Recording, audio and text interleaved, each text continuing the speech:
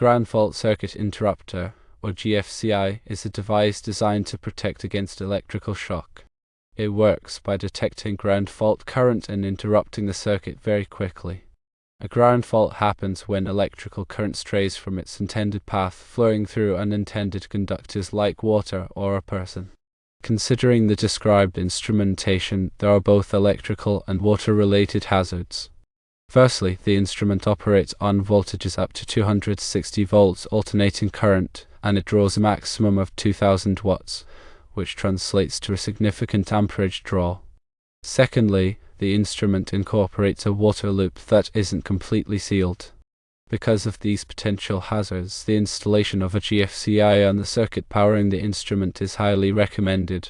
This provides crucial protection against electrical shock if a ground fault occurs. To further enhance safety, consider the following points. Firstly, ensure the surge protector is functioning correctly.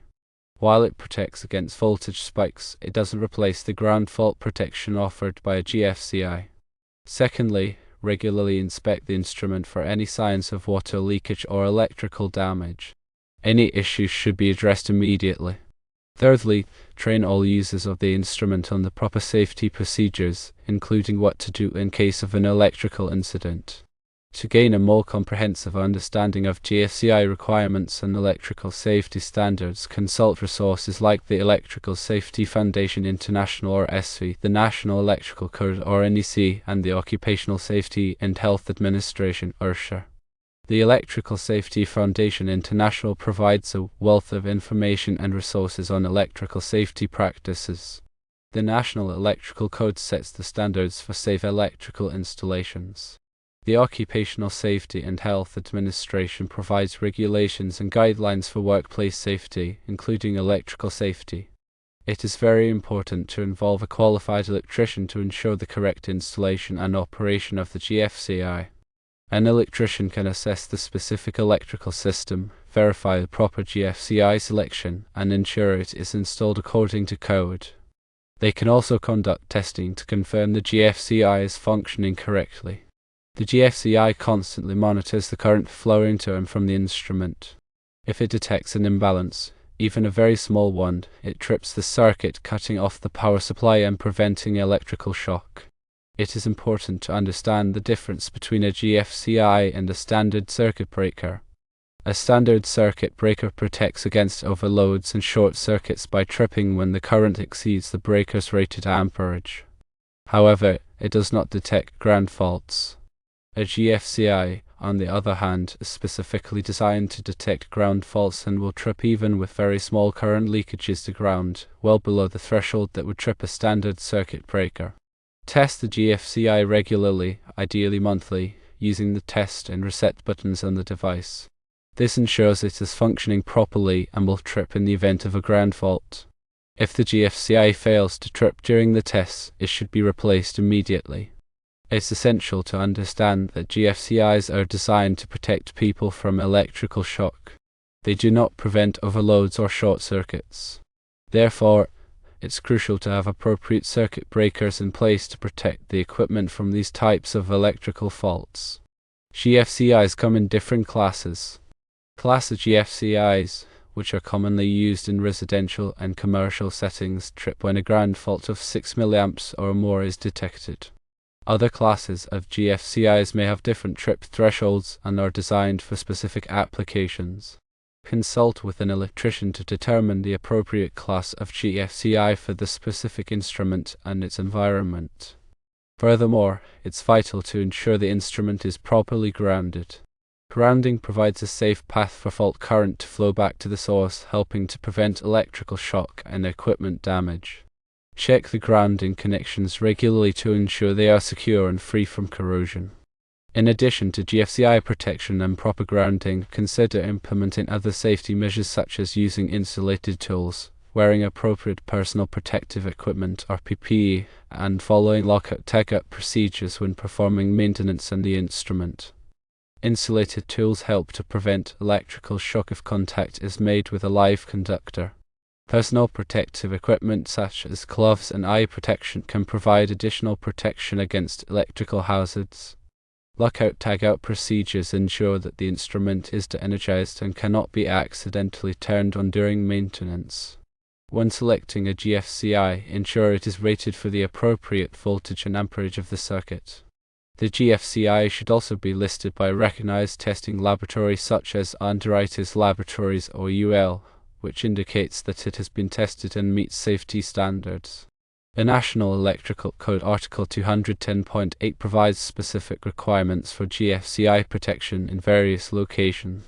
Consult this article to determine if GFCI protection is required for the specific installation. Remember that electrical codes and standards are constantly evolving. Stay up to date on the latest requirements to ensure the instrument and its electrical system meet the current safety standards. Consult with a qualified electrician or electrical engineer to ensure compliance. The instrument's manual should also provide information on electrical safety requirements and recommendations. Review the manual carefully and follow all instructions.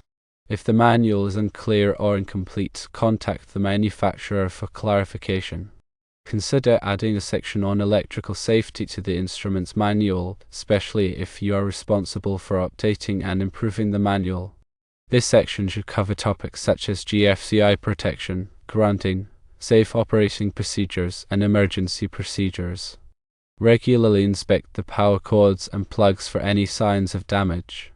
Replace damaged cords and plugs immediately. Do not use extension cords as a permanent solution. If an extension cord is necessary, use a heavy-duty cord that is rated for the appropriate amperage. Avoid overloading circuits. Do not plug too many devices into a single circuit. This can cause the circuit breaker to trip or create a fire hazard.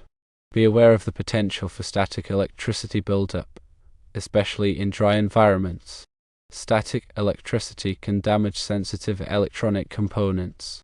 Use anti-static mats and wrist straps to prevent static discharge. Implement a regular electrical safety inspection program. This program should include visual inspections, testing of GFCIs, and verification of ground-in connections. Keep a record of all inspections and any corrective actions taken. Develop an emergency action plan in case of an electrical incident. This plan should include procedures for shutting off the power, evacuating the area, and providing first aid. Train all personnel on the emergency action plan. Post electrical safety warning signs in conspicuous locations near the instrument. These signs should warn of potential electrical hazards and remind personnel to follow safety procedures. Review the electrical safety program regularly and make updates as needed. This will help to ensure that the program remains effective and meets the changing needs of the laboratory.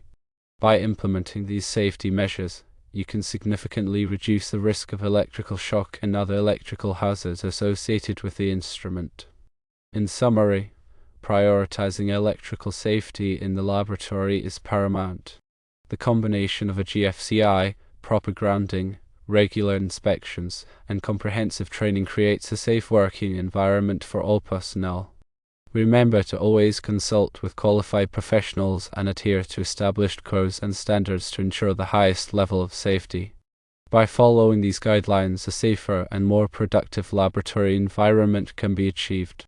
Electrical safety should be an ongoing effort, with continuous monitoring and improvement to ensure the well-being of everyone involved. Always err on the side of caution when it comes to electrical safety, and never hesitate to seek expert advice if you have any doubts or concerns. The safety of personnel and equipment is the ultimate priority.